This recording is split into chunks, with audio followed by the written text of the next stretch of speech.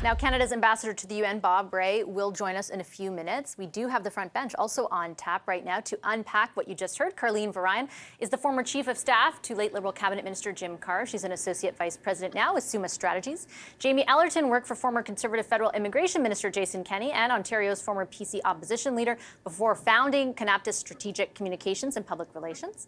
Former interim NDP national director Carl Belanger, is here. He's now president of Traction Strategies. And Sabrina Nanji is the founder of Queen's Park Observer, where she is a journalist. Hi, everybody.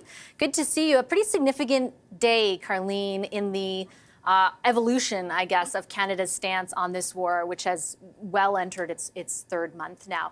What do you think informed the decision Canada made at the UN today? Why now? Well, I think this is certainly a situation where there can be no doubt that Canada's ambassador at the UN is not simply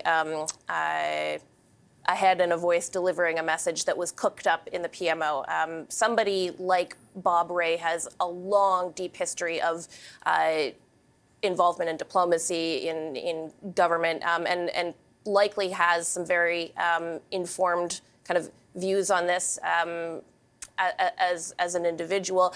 I suspect that there was a lot of work that went in from both Ambassador Rae's office, Minister Jolie's office, and the Prime Minister's office to get to the place that we got to this afternoon. And to be honest, as I watched Bob Rae make that statement at the UN General Assembly, I found myself thinking, of all, if there were ever a time that Canada's fortunate to have somebody of his stature and his experience at the UN speaking for us, this is certainly that time. I do think that there will be some questions that Minister Jolie and the Prime Minister will need to continue to answer in the coming hours and days around what exactly led to Canada voting the way it did and how they may interpret any perceived daylight between the statement that was issued a few hours ago and Ambassador Rae's statement just a few moments ago. And that, I think, we'll have to wait and see on. The hesitancy, Jamie, around calling for a ceasefire so far has been, essentially a pushback from Israel and its allies that would almost let Hamas off the hook. What do you anticipate the reaction to Canada's decision today will be? I think there's going to be a lot of criticism and a lot of disappointment. Canada's position an hour ago at the UN was different than Canada's position 5 hours ago when they put out a joint statement with Australia and New Zealand. And I think there's actually real apprehension with Ambassador Rae, so much so that a hot mic at the end of his speech at the UN says, we'll see how that flies. Listen, this government has been trying to play both sides of this debate, feeling pulled in a lot of directions. And this is a real change in policy today. What it hasn't changed is that there's still over 100 people being held hostage by Hamas in the Gaza Strip. What hasn't changed is there is still a terrorist organization that is seeking to destroy the state of Israel.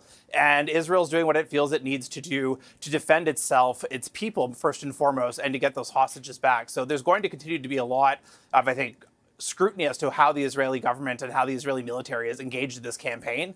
But on the Canadian side today, you've seen multiple shifts in Canadian policy without any real explanation why. And when Minister Jolie was asked, you kind of got just high-level, hollow talking points. And we still haven't also seen a readout from Prime Minister Netanyahu's call with Prime Minister Trudeau today, which PMO is normally quick to hit send on.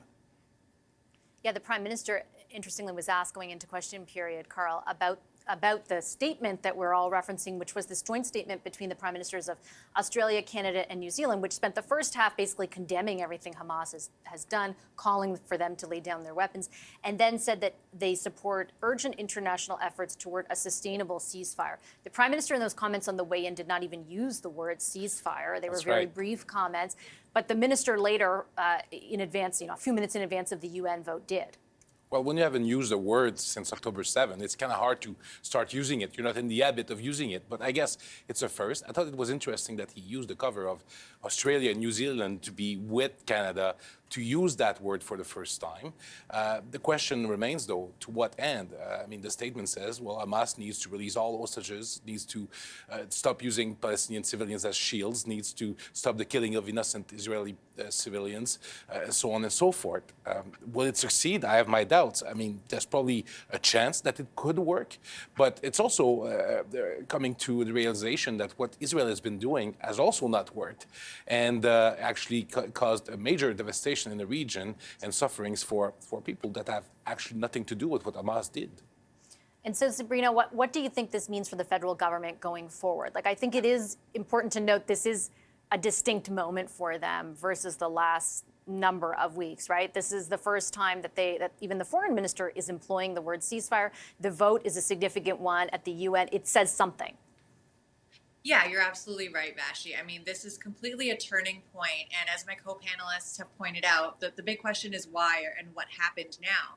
I think it's interesting because for Canada in particular, foreign politics always seems to be a bit of a litmus test for how it's playing out on home turf here. And we've already gotten, swift reaction from the Jewish community. The Center for Israel and Jewish Affairs is saying they are shocked and disappointed by this. They're calling it a hypocritical move by the federal government, whereas the National Council for Canadian Muslims are saying this was a long time coming. So I think, emotions are running high on this. But at the end of the day, I think Canada is towing the line here and they've been straddling the fence. But there's really a lot of questions as to what changed here. I mean, I think it was good they had this statement, condemning Hamas. I think that was completely necessary. But now to sort of change tack at the UN, I think Minister Joly is going to have some explaining to do to Canadians in particular. I just have a few minutes left, but I wanted to ask you all how you think sort of things go, where you think things go from here and how you anticipate the government navigates this, Karlene, going forward. Well, I think just to take a step back for a moment, it's important to acknowledge, yes, this has been a difficult issue to land a consistent and clear position on because it's been an evolving issue.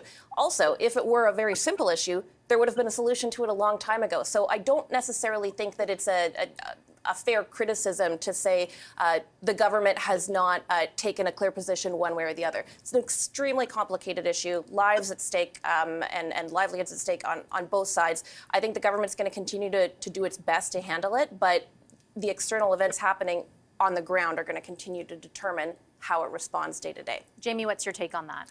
Yeah, I think if you even just take how the government's been reacting to the Ukraine free trade deal and what they say conservatives are voting for on that, Vassy, let's apply that to how the government has now just voted at the UN. If they had said what they said in the statement with Australia and New Zealand today and it's abstained from today's vote and spent the next several weeks using diplomatic resources to try and get a new ceasefire that lasts longer than the last one when we saw release of hostages, they could have credibly made that argument and made the moral case for it. But they didn't do that today. They've shifted their position repeatedly, and I think they're going to continue to blow in the wind. People in PMO are probably going to be happy tomorrow when they see the headlines and hear some of the messages that they finally voted for it, as you've already heard some commentators say. But I don't think this is going to be the last the government's going to hear, and they're going to find a way to backtrack part of the way, because you heard what Sija had to say. There's a lot of hurt and disappointment, and it ignores the facts of what's gone on as to how we got to October 7th, what started this war, and how Israel feels it needs to get out of it. I'd be surprised, though, Carl, if the government didn't anticipate that the reaction will be what it is. I mean, people have made their thoughts known on what a ceasefire entails for them since it started to be called for weeks ago. Yeah, of course. I mean, when you look at the issue, it gets very simplistic in the way people react. And there's not a lot of room for nuance. You are with us or you are with the terrorists, right? That's the kind of rhetoric we're hearing. And when you look at any kind of questions about what the IDF is doing or Israel is doing, well, suddenly you're either an anti-Semite or you are supporting Hamas. I mean, it's nonsense. So I think there's room for a balanced position here. I'm not sure the government has quite achieved that, but they're trying really hard to walk that line. It's a very tight line to walk on, and we'll see what that leads us. I would say, though, also, well, there are definitely people, Sabrina, who view the reaction to criticism as extreme. There is also a lot of anti-Semitism that is going on right now that people are genuinely reacting to as well. Yeah, completely. I mean, that really can't be ignored here. At the end of the day, I think, how do you push for an end to the violence without calling for something like a ceasefire? And, the government in particular, I think, has a lot of political cover because a lot of our allies around the world are now calling for this and have signed on to that UN motion, which, of course, is non-binding. But I don't think that domestically they're getting out of this so easily. And they're really going to have to do some damage control, I think, with the Jewish community in particular. Okay, I have to leave our discussion there. Thank you so much to the front bench, Karlene Verheyen, Jamie Allerton, Carl Bélanger, and Sabrina